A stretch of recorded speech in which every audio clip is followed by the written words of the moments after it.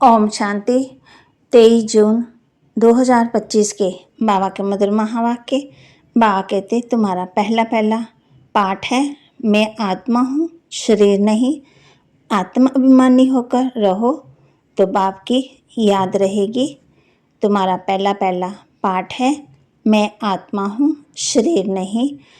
आत्मा अभिमानी होकर रहो तो बाप की याद रहेगी।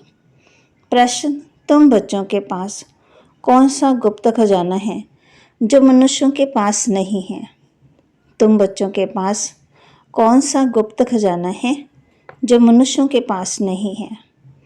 उत्तर, तुम्हें भगवान बाप पढ़ाते हैं। उस पढ़ाई की खुशी का गुप्त खजाना तुम्हारे पास है। तुम जानते हो हम पढ़ रहे हैं भविष्य अमर लोक के लिए, ना कि इस मृत्यु लोक के लिए।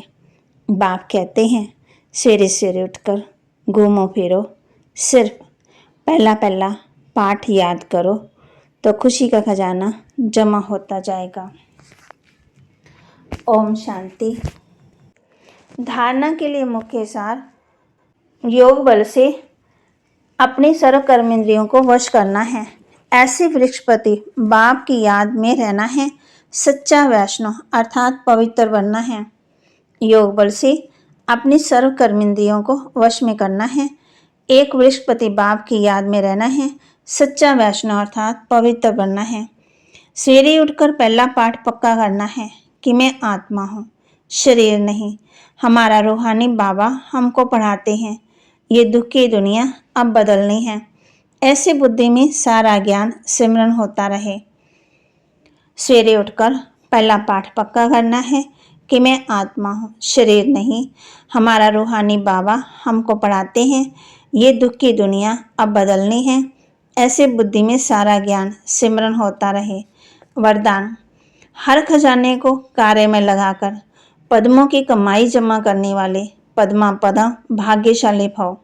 हर खजाने को कार्य में लगाकर पद्मों की कमाई जमा करने वाले पद्मा पदम भाग्यशाली भव। हर सेकंड पद्मों की कमाई जमा करने का वरदान ड्रामा में संगम के समय को मिला हुआ है। ऐसे वरदान को स्वयं के प्रति जमा करो और औरों के प्रति दान करो।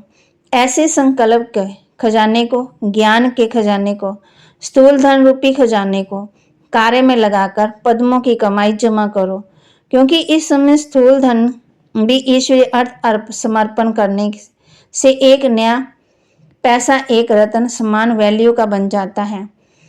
तो इन सर्व खजानों को स्वयं के प्रति व सेवा के प्रति कार्य में लगाओ तो पद्मा पदम भाग्यशाली बन जाएंगे। स्लोगन, जहाँ दिल का स्नेह है वहाँ सबका सहयोग सहज प्राप्त होता है। जहाँ दिल का स्नेह है वहाँ सबका सहयोग सहज प्राप्त होता है। अव्यक्त इशारे। अब ऐसे पारदर्शी हो जाओ जो आपके शरीर के अंदर आत्मा विराजमान है वह स्पष्ट सभी को दिखाई दे। आपका आत्मिक स्वरूप उन्हों को अपने आत्मिक स्वरूप का शास्त्र कराए। इसको कहते हैं अव्यक्त व आत्मिक स्थिति का अनुभव कराना। बाबा के महावाक्य को लाइक करें, शेयर करें, सब्सक्राइब करें और अपने जीवन में धारण करें। तो आज बाबा ने हम बच्चों को ये भी कहा है, आत्मा बाप को याद करती है। तुम बच्चे जानती हो बेहद का बाप हमको पढ़ाते हैं, वे आते ही एक बार हैं अमर कथा सुनाने। जिन बच्चों का योग यथार्थ है उनके सर्व कर्म इंद्रियां योग बल में वश होगी।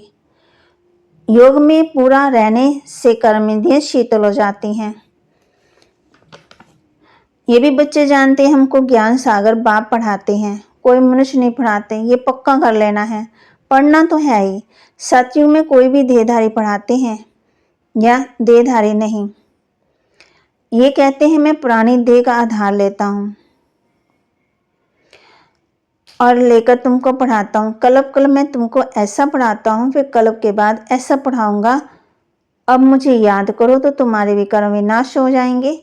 मैं ही पतित पावन हूँ, मुझे ही सबका सर्वशक्तिवान कहते। परंतु माया भी कम नहीं है, वह भी शक्तिवान है। कहाँ से गिराया अब याद आता है ना, 84 का चक्कर। संगम युग पर तुम बच्चे अभी पुरुषोत्तम बनते हो। तुम्हारे पर बृहस्पति की दशा है, अविनाशी बैठती है। अब तुम अमरपुरी के मालिक बन जाते हो। बाप तुम्हें पढ़ा रहे हैं। तुम कहती हो ना बाबा, आज हम 5000 वर्ष पहले भी बने थे। तुम ही जानते हो, कलब कलब हम अमर कथा बाबा से सुनते हैं। अभी भगवान कहते हैं ये विकार महाशत्रु हैं, इन पर जीत पानी है। ये आदि मध्यंत दुख देने वाला है। मुख्य है काम की बात। इस